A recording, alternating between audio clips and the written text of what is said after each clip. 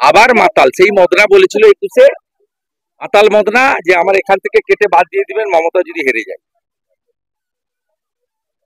এসব লোকের কথা কেন বলেন? এদের কোনো মূল্য আছে? ভাইপোর কোনো মূল্য আছে? এসব মদ মাতালদের প্রশ্ন আমাকে করবেন না তো। রেজিস্টার মাতাল, একটা পদের কোনো নিরাপত্তা নেই। মমতাকে যতক্ষণ না সরাবেন কোনো কন্যা, বোন, দিদি, মা কারোর কোনো সুরক্ষা নেই। কত দৃশ্য দেখবেন আপনি। হাসখালি মমতা ব্যানার্জি বলছে ওটা লাভ অ্যাফেয়ার, প্রেম ছিল। কালিয়াগঞ্জ বলছে মেয়েটা অন্তঃসত্ত্বা ছিল।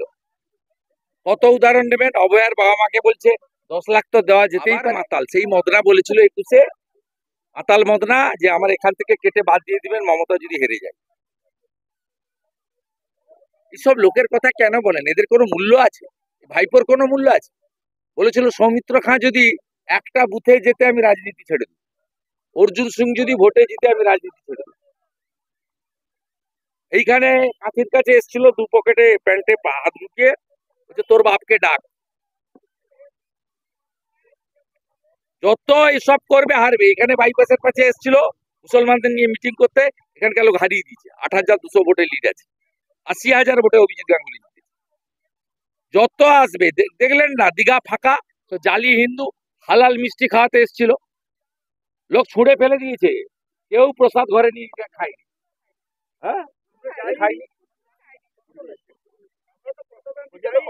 শুনুন, যা ঘটেছে কসবাতে নিন্দনীয় এবং সামগ্রিকভাবে আমাদের রাজ্যের কন্যারা মমতা ব্যানার্জির আমলে সুরক্ষিত নয়। আগামী দিনে কয়েক সপ্তাহ যত কর্মসূচি আমার হবে আমি কন্যা সুরক্ষা যাত্রা নামে করব। আমি সিদ্ধান্ত নিয়েছি কন্যা সুরক্ষা যাত্রা নামে আমি এই কর্মসূচি পালন করব। এবং আপনাদেরকে দুটো কথা বলে যাচ্ছি এখানে, এইটা বলে গেলাম। আর একটা হচ্ছে আমাদের এখানে একটি কর্মসূচি ছিল, এই কর্মসূচিটা কন্যা সুরক্ষা যাত্রা নামেই হবে। আমাদের এই ইন্দিরা মোড় বয়াল থেকে আমাদের বয়াল গ্রাম পঞ্চায়েত 2 গ্রাম পঞ্চায়েত অফিস অব্দি আগামী 7 তারিখে আমরা কয়েক হাজার লোক নিয়ে নন্দীগ্রাম 2-এর এই মন্ডল এবং নন্দীগ্রাম 1-এর একটা মন্ডল, এই দুটো মন্ডল মিলে আমরা কর্মসূচি করব। এবং আমার সমস্ত কর্মসূচি আমি কন্যা সুরক্ষা যাত্রা নামে আগামী দিনে করব, কারণ বাংলায় কন্যাদের, বোনেদের, দিদিদের বাঁচানোটা সবচেয়ে বেশি অগ্রাধিকার বলে আমি। এসব মদ মাতালদের প্রশ্ন আমাকে করবেন না তো।